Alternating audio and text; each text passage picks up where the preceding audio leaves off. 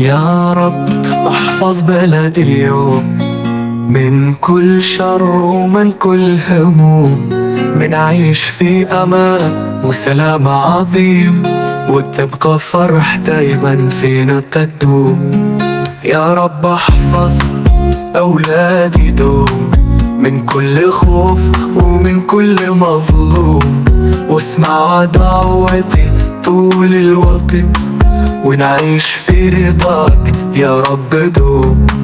اللهم احفظ بلادي من كل سوء، واحفظ أولادي بالحب والضوء، نعيش في نور وبركة دايما، ونشكر فضلك كل يوم وكل حين.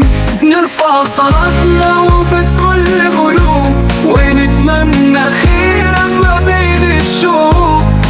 يا رب احفظ بلادنا وأولادنا، واجعلهم دوما في أمان محبوب. يا رب اسمع منا الدعاء، وفرحنا بشمس جديدة بسماء، واترك الحزن بعيد بعيد، واحفظ لنا الأحلام والأصدقاء.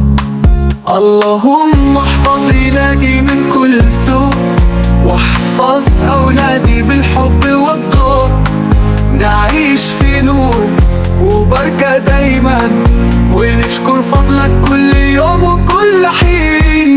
نرفع صلاتنا وبكل قلوب، ونتمنى خيرا ما بين الشعوب. يا رب احفظ بلادنا وأولادنا، واجعلهم دوما بأمان محبوب.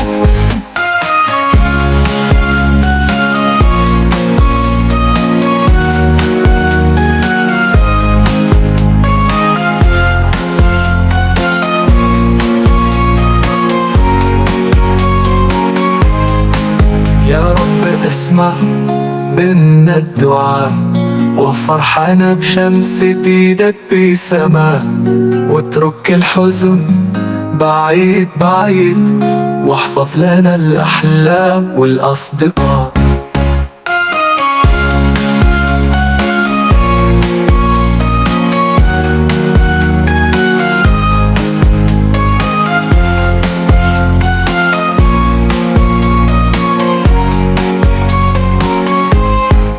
الله باسمع منا الدعاء، وفرحنا بشمس جديدة بالسماء، واترك الحزن بعيد بعيد، واحفظ لنا الأحلام والأصدقاء.